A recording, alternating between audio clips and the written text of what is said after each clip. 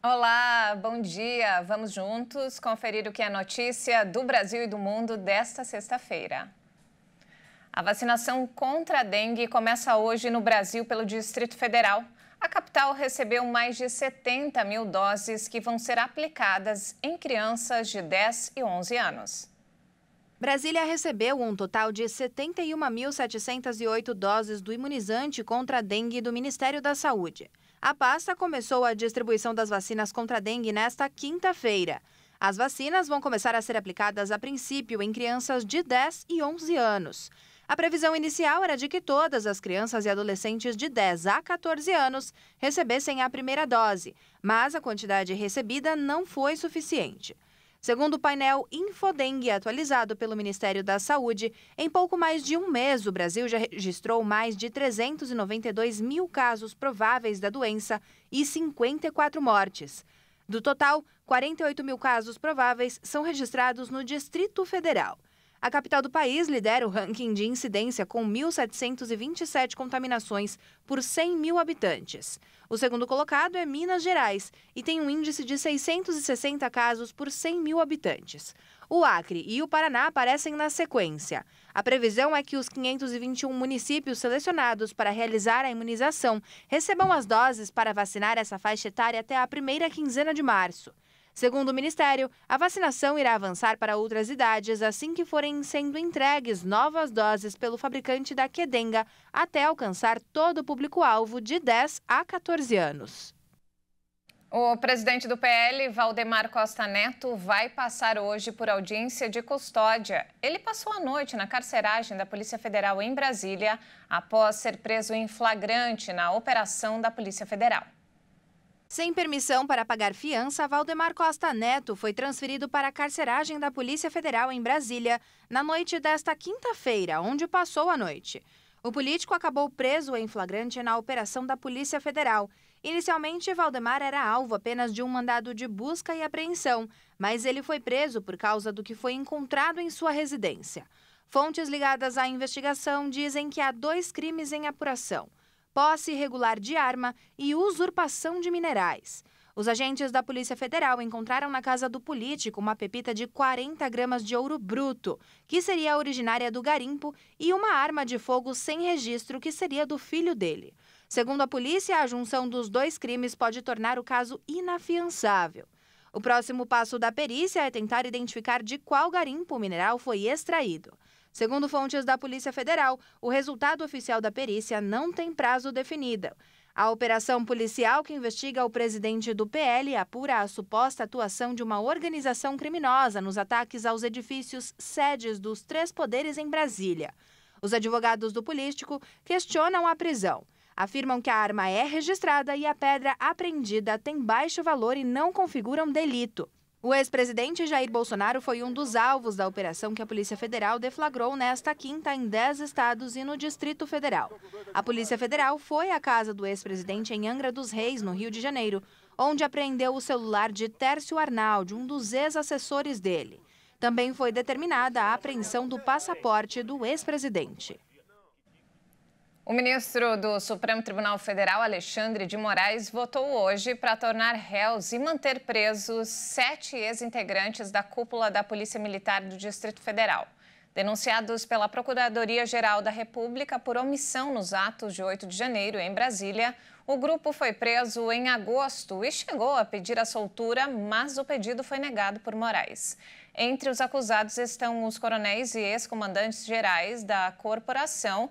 Em julgamento virtual, os demais ministros da primeira turma vão decidir até o dia 20 de fevereiro se recebem a denúncia e se eles viram réus. Um grupo de trabalho do governo federal vai tentar diminuir os preços das passagens aéreas. A intenção é incentivar o turismo nacional. O ministro de Minas e Energia, Alexandre Silveira, anunciou a criação de um grupo de trabalho no Conselho Nacional de Política Energética. O objetivo é diminuir as tarifas das passagens aéreas no Brasil. A declaração aconteceu após um encontro com o ministro de Portos e Aeroportos, Silvio Costa Filho. O grupo de trabalho deve apoiar os estudos já conduzidos pelo governo para promover a democratização do acesso aos voos.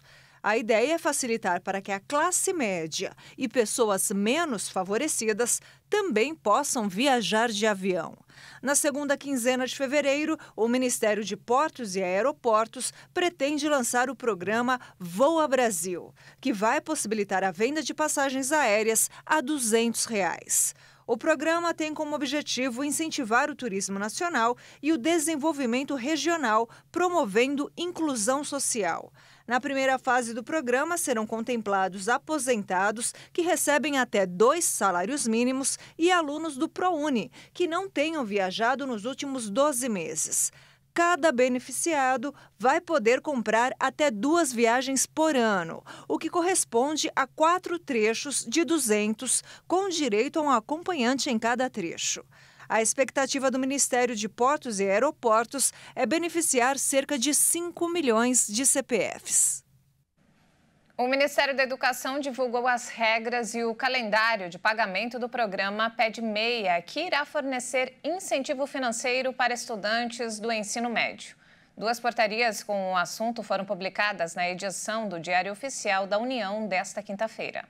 Um dos objetivos principais desse novo programa de incentivo à educação do governo federal está em combater a evasão escolar no ensino médio e diminuir a desigualdade no acesso à universidade e ao mercado de trabalho. Pelo programa, o governo pretende pagar até R$ 9.200 para os alunos que concluírem os estudos. A expectativa do MEC é que o programa PED Meia atinja cerca de 2,5 milhões de estudantes. Para um melhor entendimento, o MEC informou que o benefício será pago por etapas, da seguinte forma. A primeira forma de se conseguir um recebimento é efetuando a matrícula, que será pago um valor anual de R$ 200. Com a matrícula feita, o aluno precisará também demonstrar frequência na escola, que será pago um valor de R$ 1.800. A exceção será para este ano, quando o benefício será pago em 8 parcelas, totalizando R$ 1.600. Com o tempo, matrícula e frequência, o aluno que concluir o ano recebe um valor de mais R$ 1.000. E, por fim, existe ainda um incentivo para quem prestar a prova do Enem, que será pago uma parcela única de R$ 200. De acordo com a portaria publicada pelo MEC, para o aluno fazer parte do programa PED Meia, é necessário estar matriculado no ensino médio em um colégio público ou fazer parte do programa para a educação de jovens e adultos, o EJA. Além disso, o aluno precisa ter entre 14 e 24 anos e sua família inscrita no cadastro único.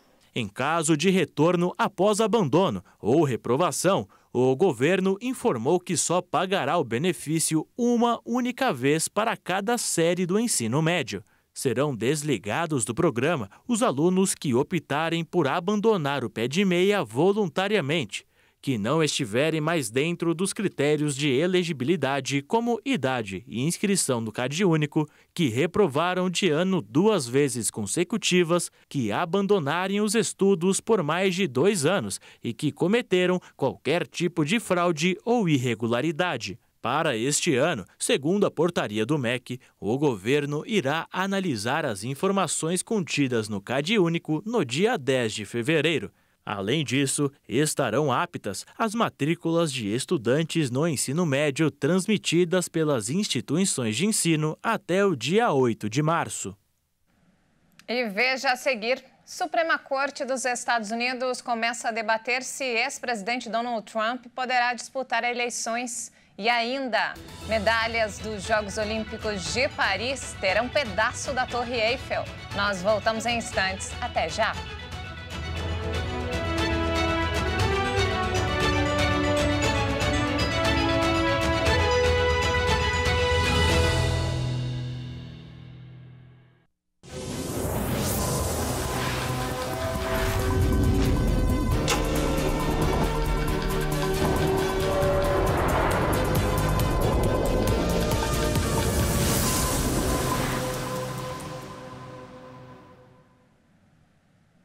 E nós estamos de volta, 8h43 pelo horário de Brasília. Nos destaques internacionais, a Suprema Corte da Colômbia denunciou um bloqueio violento e ilegal à sua sede por parte de centenas de manifestantes que responderam ao chamado do presidente Gustavo Petro para exigir que o tribunal escolha um novo procurador-geral de uma lista proposta pelo mandatário. Sindicalistas, estudantes e indígenas responderam ao chamado do presidente Gustavo Petro para se manifestar nas principais cidades do país. O objetivo foi exigir que a Suprema Corte da Colômbia escolhesse um novo procurador-geral de uma linha proposta por Petro. Os magistrados realizaram uma reunião para eleger o sucessor do atual procurador, Francisco Barbosa, a quem Petro acusa de tentar derrubá-lo.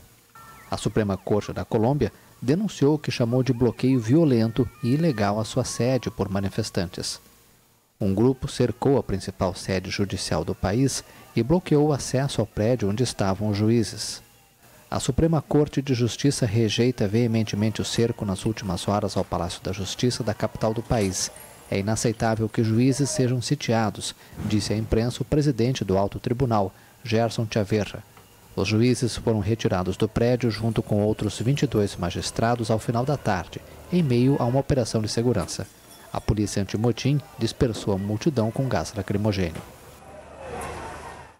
A Suprema Corte dos Estados Unidos começou a debater se Donald Trump deve ser impedido de disputar as eleições presidenciais deste ano. Do lado de fora do tribunal, manifestantes protestaram com cartazes que diziam "Trump é um traidor" e "Fora Trump". Também havia um grupo de apoiadores do republicano. Os juízes do tribunal devem decidir se o ex-presidente de direita poderá concorrer às eleições no estado de Colorado após seu suposto papel no ataque de seus apoiadores ao Capitólio em 6 de janeiro de 2021.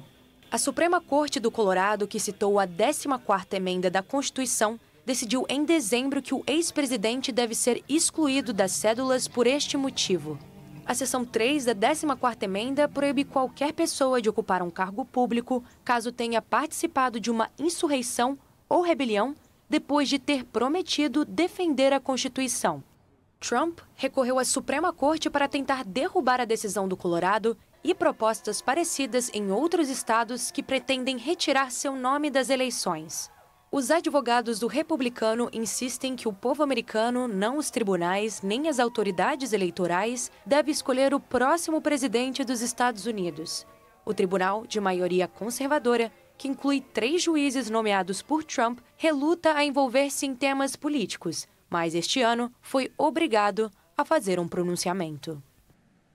E falando agora sobre o conflito no leste europeu, a Ucrânia substituiu o comandante de suas forças armadas. A mudança é significativa e ocorre poucos dias antes do aniversário de 2 anos da invasão russa da Ucrânia, iniciada em 24 de fevereiro de 2022. O ministro da Defesa ucraniano Rustem Umerov substituiu nesta quinta-feira o comandante em chefe do exército, o general Valery Zaluzhny.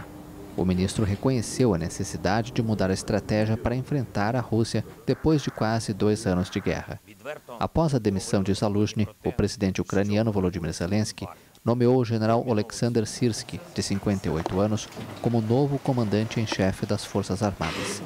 A mudança é significativa e ocorre poucos dias antes do aniversário de 2 anos da invasão russa da Ucrânia.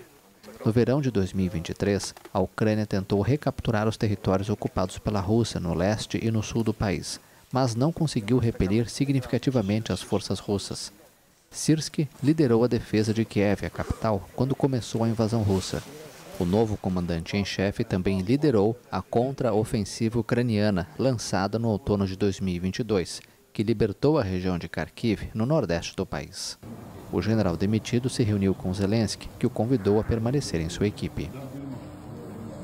Apoiadores do ex-presidente Sebastián Piñera se despediram em Santiago do primeiro chefe de Estado chileno de direita após o retorno do país à democracia em 1990.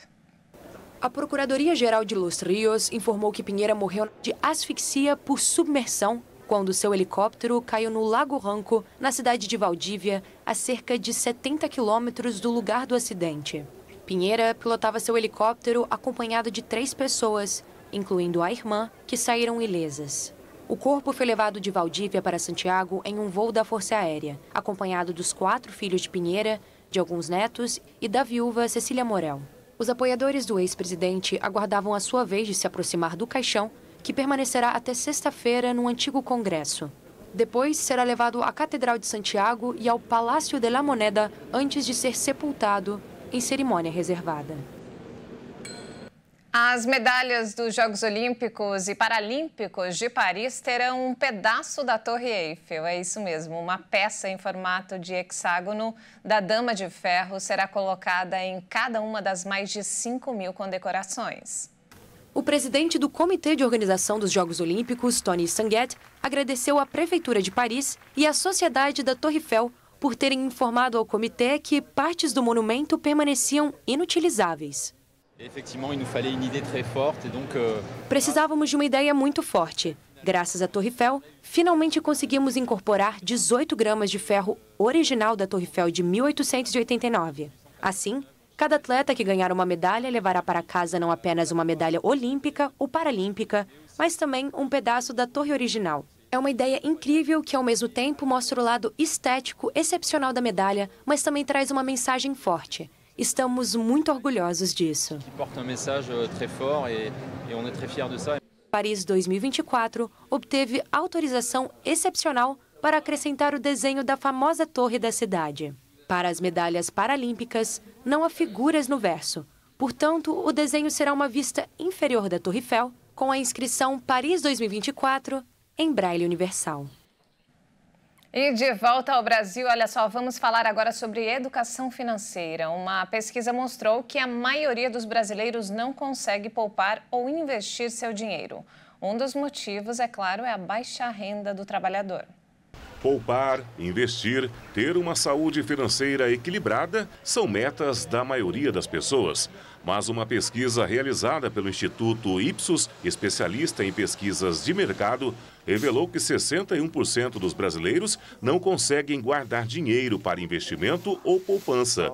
De acordo com o Banco Central, a concessão de crédito desacelerou no ano passado, mas os índices de inadimplência sofreram uma leve alta, o que mostra que os brasileiros estão cada vez mais endividados. Para essa planejadora financeira, um dos motivos é a baixa remuneração do trabalhador. A gente pode encontrar várias respostas para isso e a principal que a gente precisa falar aqui é que se você for pegar os números, você vai entender que 70% dos brasileiros ganham até 2 salários mínimos, 35% ganha até 1 salário mínimo. Então, se a gente for entender em relação à renda, a gente pode já saber que para algumas pessoas os desafios são diferentes por conta de número de filhos, de responsabilidades familiares e tudo mais.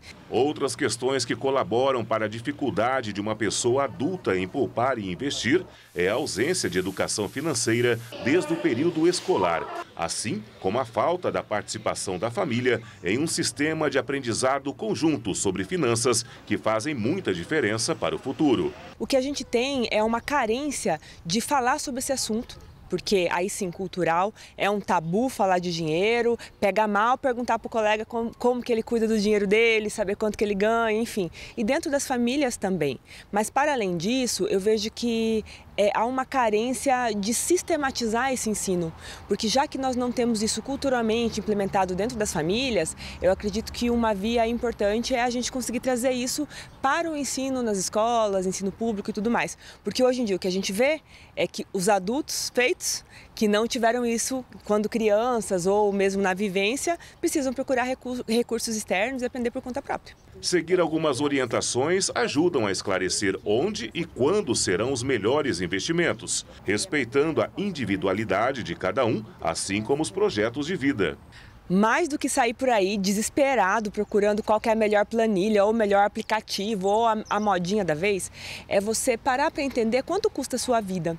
Sabe, entender de verdade quanto ela custa, para saber se aquela renda que você tem mensalmente, ela é suficiente para cobrir essas necessidades básicas. E quando eu estou falando disso, eu estou falando de moradia, de transporte, de alimentação. Quanto custa tudo isso?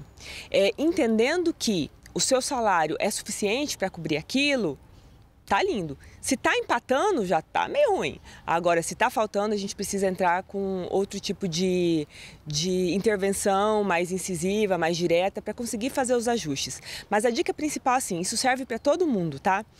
Quando você recebe, você paga todas as suas contas fixas, você tira o dinheiro para investir e vive com o que sobrar. Para quem precisa de uma ajuda mais personalizada para gerenciar o seu dinheiro, a contratação de um consultor financeiro é uma boa opção. Esse profissional pode ajudar a descobrir áreas de investimento com mais segurança. Foi assim que Cristina conseguiu equilibrar as contas e mudar a realidade financeira. E a consultoria foi fundamental para que eu pudesse não só pagá-la, como pagar minhas contas de maneira mais inteligente e fazer uma reserva que agora já não é mais a de emergência. A gente começou fazendo uma reserva de emergência e depois, então, nós temos uma reserva de férias e nós temos uma reserva de contas que possibilitaram também fazer o pagamento de algumas contas agora no começo de ano à vista, né? E não tenha medo de olhar para o que você gasta e não tenha medo de procurar ajuda. É isso mesmo, a educação financeira é muito importante na nossa vida, inclusive deveria estar presente em todas as escolas. E olha só, esta edição fica por aqui com imagens diretamente de um bairro pesqueiro na beira da Itália. Vamos agora para Boccadassi, em Gênova. Esse é um bairro predominantemente residencial com casas em tom pastel, muitas sorveterias e bastante pesca e produção de massas. Essa é o que seria a definição da Itália que vemos nos filmes, né? A vila conta com praias de pedras na costa que você vê agora mesmo na sua tela. Tratorias estão espalhadas pela cidade com mesas ao ar livre para degustar de uma boa comida enquanto aprecia o delicioso clima de Gênova. E aí, deu vontade de ir lá conferir como é? Bom, eu já estou aqui, ó, arrumando minhas malas. E não temos mais tempo, essa edição fica por aqui. Mais informações ao longo da nossa programação. Muito obrigada pela companhia, um ótimo dia para você.